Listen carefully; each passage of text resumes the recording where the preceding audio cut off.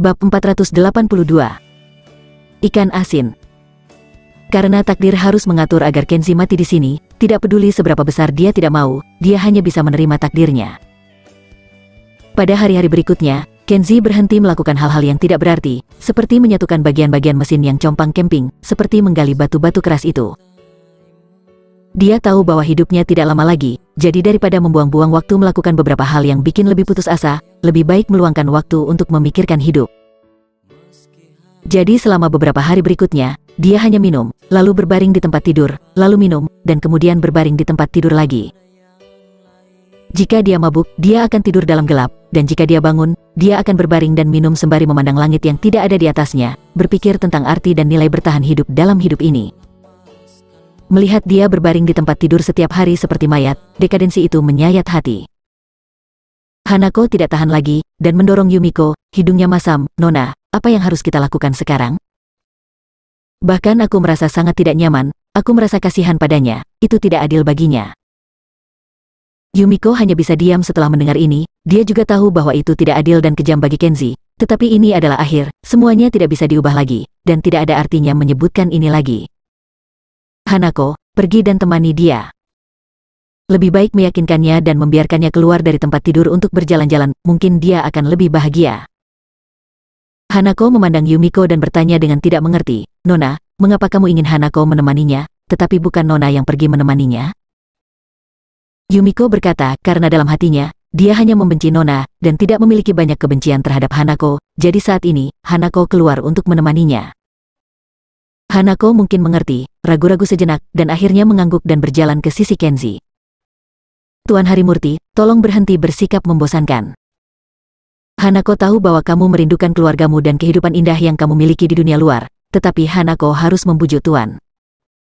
Tidak peduli seberapa banyak Anda merindukan, Anda harus menghadapi kenyataan.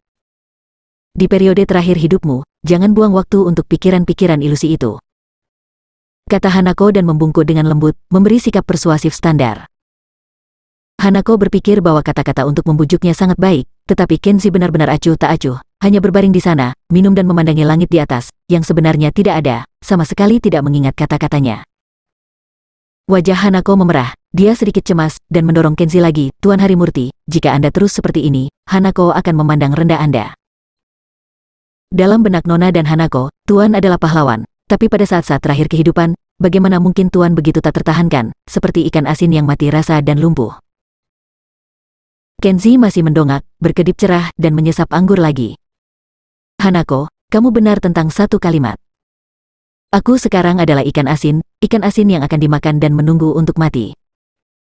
Jika kalian berdua ingin memakannya, sampai mati pun kalian tidak akan pernah bisa makan ikan asin itu." Hanako melihat itu orang ini tidak takut dengan air mendidih, dan berkata dengan marah, "Kenzi, kamu bukan hanya ikan asin, kamu juga bola yang kempes. Kamu sangat tertekan, kamu lebih seperti ayam jago yang kalah." Kenzi membalikkan tubuhnya dan meliriknya setelah mendengar ini, "Oke, anak nakal, apakah kamu ingin memberontak? Apakah kamu ingin memarahiku lagi? Jika aku ingin memarahimu, aku akan memarahimu, Hanako tidak takut padamu. Nona akan mati, Hanako akan mati, semua orang akan mati di sini, tapi hanya kamu yang seperti ayam jago kalah, Hanako memandang rendah kamu sama sekali. Oke, gadis kecil, tunggu dan lihat bagaimana aku membersihkanmu." Kenzi berguling dan bangun dari tempat tidur, meraih pinggang Hanako, menamparkan dengan beberapa tamparan besar di pantat Hanako. Hanako tidak menyangka bahwa pria ini benar-benar akan melakukan itu, dan pukulan itu membuat pantatnya sangat sakit hingga dia menangis. Menangis lagi, dasar anak nakal. Kenzi menendang pantat Hanako dan membuat Hanako ke sisi Yumiko. "Wuho, Nona, orang jahat itu terlalu biadab." Hanako dengan ramah membuat bujukan untuk membuatnya masuk akal, tetapi dia tidak mendengarkan sama sekali, tetapi malah memukul Hanako. Hanako merasa dianiaya, dia menangis dan memberitahu nona mudanya. Tidak tahu apa yang sedang terjadi, Yumiko melihat air mata dan penampilan menawan Hanako di matanya, bukannya menghiburnya, dia bahkan tidak bisa menahan tawa. Hanako tidak tahan lagi dan menangis dengan marah, "Nona, Hanako diganggu oleh orang jahat itu, mengapa kamu masih menertawakan Hanako?" Yumiko dengan cepat menahan senyumnya dan berkata dengan tenang, "Maaf, Hanako. Nona tidak menertawakanmu tapi sangat mengagumimu." Hanako berhenti menangis tiba-tiba, matanya melebar, dan dia memandangnya dengan aneh. Nona, Hanako tidak mengerti, apa maksudmu dengan ini? Karena Nona menemukan bahwa Hanako lebih pintar dari Nona, setelah beberapa patah kata, kamu membiarkan pria itu bangun dari tempat tidur dengan patuh. Lihat, apakah pria itu sekarang lebih ceria daripada sebelumnya? Kata Yumiko, menunjuk ke Kenzi. Hanako mengikuti arahnya untuk melihat, Kenzi tampak sangat ceria. Setelah bangun dari tempat tidur, dia tidak berbaring. Pada saat ini, dia melihat-lihat kotak dan cangkir untuk menemukan cangkir, seolah-olah dia ingin menuangkan segelas air untuk diminum sendiri. Hanako, kamu harus percaya Nona, Nona tidak akan salah. Meskipun dia memarahimu barusan, itu membuatnya sangat tidak nyaman, tapi dia pasti tidak akan lagi seperti ikan asin, terbaring tak bergerak. Yumiko berkata sambil tersenyum. Hanako memandang Kenzi dan kemudian pada Nona, dan tiba-tiba memiliki perasaan aneh, seolah Nona adalah cacing gelang di perut Kenzi, yang mengenal Kenzi lebih baik dari siapapun. Ayo pergi. Yumiko menarik Hanako, sekarang adalah kesempatan yang bagus, mari kita pergi bersama dan berbicara dengannya. Hanako melangkah mundur dengan takut-takut tidak berani untuk pergi dan berkata, Nona, Hanako tidak mau pergi dan berbicara dengannya. Dia sangat galak sekarang bahkan dia memukul Hanako. Hanako sangat takut, dia akan memukul Hanako dengan kejam seperti tadi. Yumiko tersenyum manis, mencubit hidung kecilnya dan berkata, kamu percaya pada Nona, dia tidak akan pernah memukul Hanako lagi. Nona melihatnya barusan, pria itu barusan memukul sangat terukur, dia tidak terlalu keras pada Hanako. Jika dia benar-benar membenci Hanako sekarang dan ingin memukul Hanako, dia tidak akan hanya menamparkan pantat Hanako, tapi dia akan menamparkan langsung wajah Hanako seperti yang dia lakukan pada Nona sebelumnya. Setelah dia mengatakan ini, Hanako mengingat adegan hari ketika Kenzi baru saja terjebak. Nona Yumiko ingin menghiburnya, tetapi dirobohkan oleh tamparan marah di wajahnya oleh Kenzi, dan bahkan darah keluar dari mulutnya. Sebagai perbandingan, Hanako sudah mengerti bahwa Kenzi baru saja memukulinya beberapa kali, bahkan meski dia menendangnya beberapa kali lagi, itu tidak seberapa dibandingkan dengan perlakuan yang diderita nona muda itu. Ayo pergi bersama, jangan ragu. Yumiko menasihati ini adalah kesempatan, selama kita selalu mematuhinya, dia tidak akan lagi memusuhi kita berdua. Walaupun Hanako masih sedikit ragu, dia percaya pada Nona Yumiko, karena dia adalah wanita terpintar di dunia, pada dasarnya semua yang dia prediksi akan terjadi seperti yang dia harapkan, jadi Hanako memilih untuk percaya pada Nona. Dia melihat Yumiko, tersipu dan menundukkan kepalanya, memberi salam lembut. Bab 483. Perkembangan segala sesuatu seringkali penuh dengan kontradiksi dan belokan, dan hubungan antar manusia pun demikian. Pada hari ini, Hanako berteriak atas kemauannya sendiri, tidak hanya tidak merusak hubungan antara ketiganya, tetapi juga memberi awal yang baik untuk hubungan itu. Karena dia akan mati di sini tidak peduli apa, Kenzi tidak akan lagi memiliki pemahaman apapun, dan dia tidak akan lagi menjadi ikan asin yang terbaring seperti mayat, karena itu tidak ada artinya, itu hanya akan membuat pikirannya semakin tidak dapat dipahami, dan akan hanya membawa lebih banyak masalah. Mulai hari ini, mereka bertiga mulai makan bersama di meja yang sama untuk pertama kalinya.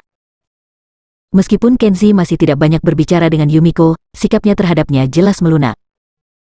Yumiko berinisiatif untuk melayaninya dengan makanan, dan dia tidak menolak. Setelah makan, Kenzi membuang sendoknya, bangkit dan berkata, Hanako, keluarlah untuk bernapas dan berjalanlah bersamaku. Hanako melirik nona muda itu diam-diam, Yumiko mengangguk ringan padanya, dan Hanako tersipu, meletakkan mangkuk dan sendok dan berjalan-jalan dengan Kenzi. Yumiko adalah wanita yang cerdas dan tabah. Meskipun Kenzi tidak mengajaknya jalan-jalan, dia tidak akan melepaskan kesempatan untuk berbaikan dengan Kenzi. Setelah membersihkan piring sedikit, dia juga membawa lampu minyak dan mengikuti mereka berdua. Dikatakan berjalan dan bernafas, tetapi pada kenyataannya, tidak ada tempat untuk bernafas di tempat hantu ini, tidak lebih dari sekadar berjalan-jalan di lorong-lorong. Hanako membawa lampu minyak di sisinya, dan Kenzi berjalan melewati lorong dengan tidak tergesa-gesa dan datang ke perpustakaan di benteng. Kenzi tidak mengerti mengapa ada hal yang aneh seperti perpustakaan di benteng Perang Dunia II ini. Diperkirakan keluarga kerajaan dan kepala tentara ditempatkan di gua ini untuk membuat para prajurit merasa nyaman untuk waktu yang lama, sehingga mereka menciptakan perpustakaan. Tempat seperti itu harusnya digunakan untuk menyesuaikan kehidupan, sehingga para prajurit tidak akan merasa terlalu tertekan. Ketika datang ke perpustakaan yang tidak terlalu besar, sebenarnya tempat ini telah dihancurkan oleh Kenzi. Sebagian besar dari buku-buku itu adalah beberapa buku cuci otak untuk mendorong tentara Jepang melawan sampai akhir selama Perang Dunia II. Misalnya, Jiwa Samurai, dan Kegigihan dan Balas Dendam Samurai, adalah buku yang menjelaskan dan menanamkan semangat Bushido kepada para prajurit yang tidak berpendidikan. Tetapi yang membuat Kenzi merasa ironis adalah tidak peduli seberapa banyak buku-buku ini membangkitkan semangat antusias, tetapi pada tahun 1945, keluarga kerajaan dan para pemimpin tingkat tinggi yang menyebarkan semangat Bushido kepada para prajurit adalah yang pertama menyerah kepada militer AS. Selain buku-buku cuci otak tersebut, masih banyak jenis buku lain di perpustakaan. Ada buku-buku yang memperkenalkan agama Buddha, Konghucu dan Shinto, dan ada juga yang lebih sederhana sifatnya, sepenuhnya mengajarkan tentara Jepang bagaimana cara melawan dan membunuh musuh. Operasi khusus di daerah pendudukan seperti Sniper Survival, dan prinsip operasi musuh untuk prajurit individu. Buku ini penuh dengan bau sisa-sisa pertempuran melawan musuh yang kuat. Mereka yang menulis buku di awal mungkin sudah mencium bau nafas kekalahan. Bagaimanapun, dia menganggur jadi Kenzi menyapu debu dan memilih dua buku. Salah satunya adalah Kelangsungan Hidup Penembak Jitu, dan yang lainnya adalah Pengantar Berbagai Jenis Pejuang Angkatan Udara.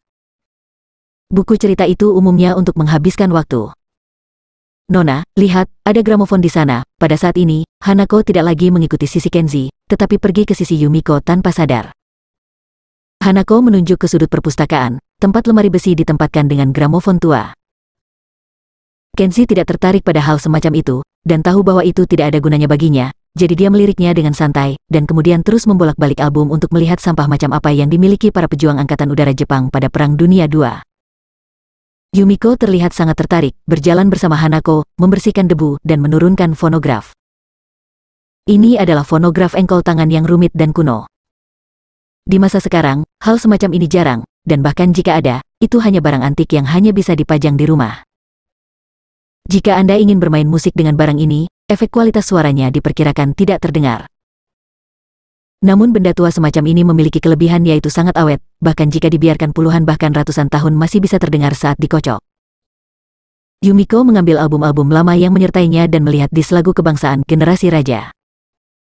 Dia memikirkan kakek dan ayahnya di istana untuk sementara waktu, dan dia tidak bisa menahan diri untuk bersenandung sedih. Tradisi kaisar saya telah diturunkan dari 1000 generasi ke 8000 generasi, sampai batu kecil berubah menjadi batu besar, sampai batu besar tumbuh lumut. Yumiko. Kenzi mengerutkan kening dan memotongnya, berkata, nada lagu ini jelek, jika kamu suka bernyanyi, kamu bisa menyanyikannya setelah aku mati.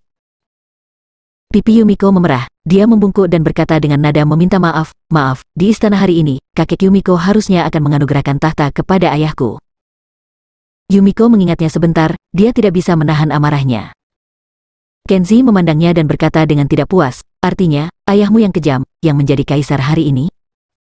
Yumiko mengangguk lembut, tidak berani berkata lebih banyak. Hanako hampir menangis, jadi dia melangkah maju untuk memohon, Tuan Harimurti, Anda bisa memaafkan Hanako, mengapa Anda tidak bisa memaafkan Nona?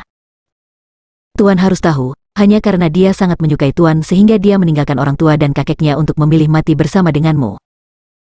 Yang diinginkan Nona adalah bersama suaminya selamanya dalam bentuk pengorbanan. Setelah Kenzi mendengar ini, perasaan mati lemas tercekik di dadanya lagi.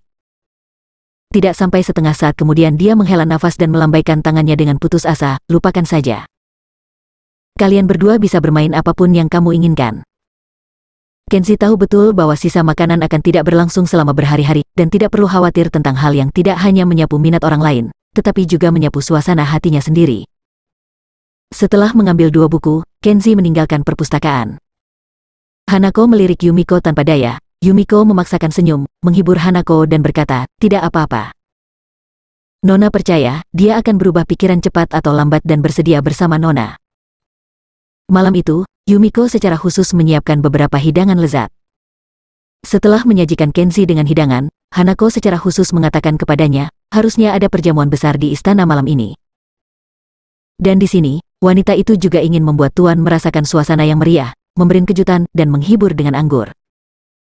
Kenzi tidak tahu apa yang ingin dilakukan Yumiko, jadi sambil tersenyum pahit, dia minum dari cangkir dan pergi bersamanya. Mereka bawa, dan kemudian kedua wanita itu pergi ke kamar sebelah, tidak tahu apa yang mereka lakukan di sana. Saat berikutnya, kedua wanita itu sama-sama mengenakan gaun tarik kerudung tipis seperti sayap jangkrik, yang menguraikan daya tarik muda dari sosok yang tak terkendali dan cantik seperti begonia, dengan senyum menawan di wajah mereka, berjalan ke depan Kenzi. Apa yang kamu berdua ingin lakukan? Kenzi tidak bisa menahannya lagi. Kedua wanita muda dan cantik ini, tertutup kerudung tipis, menjulang di atas sepotong besar kulit seputih salju. Kenzi merasa matanya penuh, hampir tidak bisa bergerak. Yumiko dan Hanako membungkuk dengan lembut bersama. Tuan Harimurti, Yumiko dan Hanako ingin menari untuk Tuan untuk menghibur. Di fonograf lama, musik lembut terdengar, dan di bawah lampu yang berkedip-kedip, Yumiko dan Hanako seperti dua pria penari oriental, di depan Kenzi, menari dengan anggun. Bab 484. Oke, aku menikahi Yumiko. Malam ini, mungkin hukum wewangian yang sebenarnya dari misteri nafsu dan daya tarik. Meskipun Kenzi tidak ingin mabuk, tetapi dengan Yumiko dan Hanako, dua gadis penari yang lembut dan cantik yang menyajikan anggur, Kenzi berhasil membuat dirinya mabuk. Dan dia sangat mabuk sehingga dia jatuh pusing di pelukan Yumiko, dan tertidur di pangkuan Yumiko yang lembut dan kaya.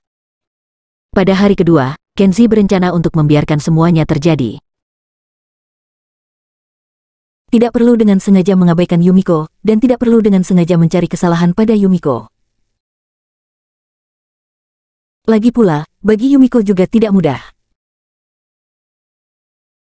Terjebak di sini selama berhari-hari, Yumiko selalu melayaninya dengan patuh, dan Kenzi tidak perlu marah lagi. Setelah sarapan hari itu, Kenzi membuang sendoknya seperti biasa, berdiri dan berkata, "Yumiko, berjalanlah bersamaku dan keluarlah untuk bernafas." Setelah meninggalkan kalimat ini, Kenzi tidak peduli dengan ekspresi keduanya. Mereka tidak berkata apa-apa, berjalan perlahan. Hanako menatap punggung Kenzi dengan takjub.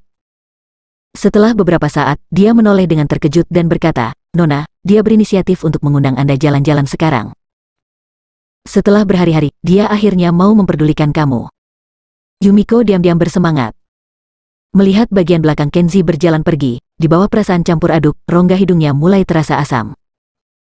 Dia tahu bahwa dia semakin dekat dengan kebahagiaan, dan keinginan yang ingin dia capai kemungkinan akan menjadi kenyataan. Suara tembakan terdengar. Mulai hari ini, Kenzi mulai bermain dengan senjata di benteng.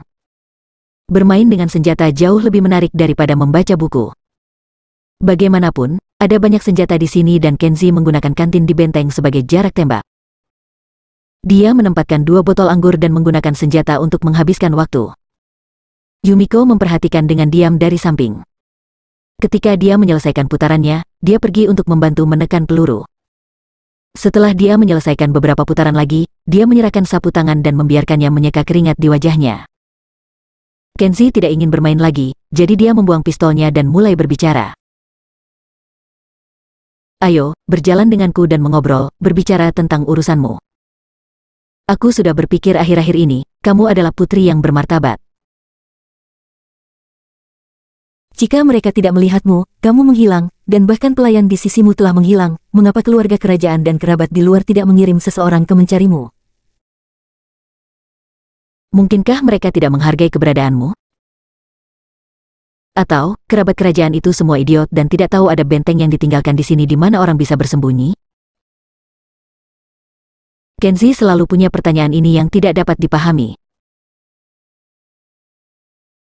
Ketika kerabat mengetahui bahwa Yumiko hilang, tidak akan memakan waktu berhari-hari untuk mengirim orang untuk mencari dan menemukan mereka di sini, tetapi sekarang tampaknya hal seperti itu tidak terjadi.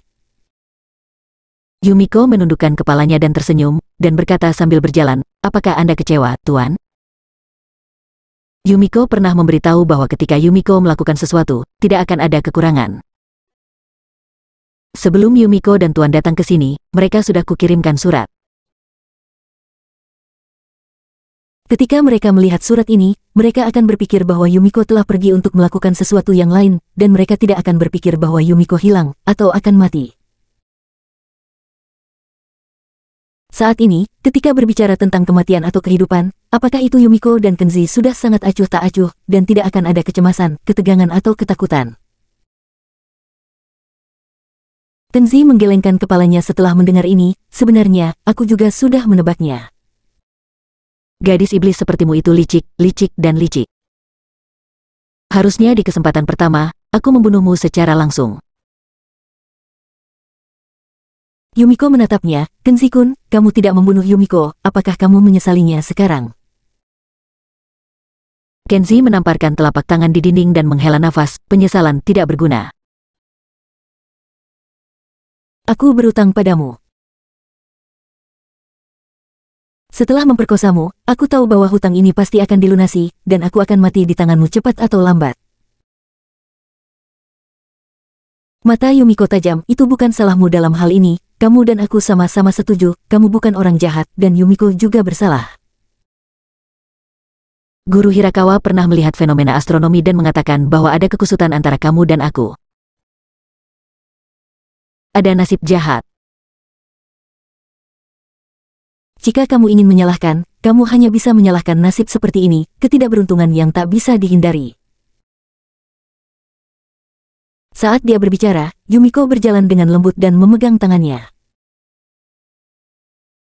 Kenzi meliriknya, suasana hatinya menjadi lebih rumit, dan dia tidak berbicara untuk waktu yang lama.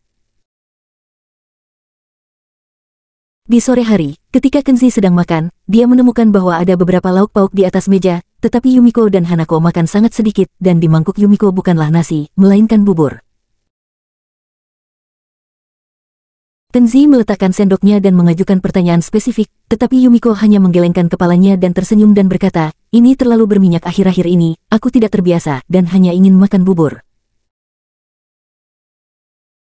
Hanako di samping diam, dia hanya makan setengah mangkuk dan berhenti makan. Kenzi melihatnya di matanya, hatinya sejernih cermin, Yumiko pasti berbohong. Tidak seperti luarnya, kecuali bahan-bahan yang dipesan, tidak ada ikan dan daging besar yang layak, bagaimana bisa terlalu berminyak? Terlebih lagi, Kenzi juga bisa merasakan bahwa selain diet normalnya, Yumiko dan Hanako telah mengurangi asupan makanan mereka secara sengaja atau tidak sengaja dalam 2 hari terakhir, dan mereka berdua berhati-hati, seolah-olah ingin menyembunyikan sesuatu darinya. Kenzi sangat pintar, melihat Yumiko sudah mulai minum bubur, sudah jelas bahwa mereka tidak bisa menyembunyikannya meski mereka mau, makanan yang disimpan di sini tidak cukup lagi untuk dimakan. Kenzi melirik Hanako dan bertanya, katakan dengan jujur, berapa lama aku bisa makan sisa makanannya? Hanako sedikit bingung dan tidak tahu bagaimana menjawabnya. 5 hari, 3 hari, atau lebih pendek? Kenzi bertanya. Melihat ini, Yumiko berkata pelan, Kenzi, jangan tanya lagi, tidak ada gunanya. Dengan, wow, Hanako tiba-tiba menangis. Dia membungkuk di depan Kenzi, menangis dan berkata, Tuan Harimurti, Hanako mohon, berjanjilah lebih awal untuk nikahi Nona. Hanako menyajikan makanan Nona muda tapi dia diam-diam mengembalikan setengahnya, jika kamu tidak menikahi Nona, dia pasti tidak akan bisa bertahan sampai hari itu. Kenzi merasa sangat berat setelah mendengar ini. Betapa ironisnya kisah ini. Dia jelas telah merencanakan untuk mati di sini, tetapi Yumiko harus hidup hemat, dan dia lebih suka memiliki kehidupan yang keras dan membiarkan semua orang hidup lebih lama, sehingga masih ada waktu untuk menjadi istrinya sendiri. Dia tidak bahagia ketika dia masih hidup, dan bahkan mengalami kesulitan ketika dia akan mati. Kenzi diam-diam menghela nafas bahwa Yumiko adalah tipe wanita dengan nasib buruk. Dia membantu Hanako berdiri dan berkata, jangan menangis lagi, nonamu tidak akan menderita lagi di masa depan. Kemudian dia menatap Yumiko, jangan melakukan diet lagi di masa depan, hanya tinggal beberapa hari lagi, jadi kamu tidak perlu melakukan apa-apa lagi untuk diriku sendiri. Sebenarnya, kamu adalah wanita yang baik, tapi sayang, aku selalu waspada terhadapmu dan tidak berani bersamamu. Jika kamu masih ingin menikah sekarang, kata-kataku, aku akan berjanji malam ini aku akan menikahimu. Akhirnya mendengar kata-kata itu, Yumiko tampak bersemangat, melemparkan dirinya ke dalam pelukan Kenzi, menangis dengan haru.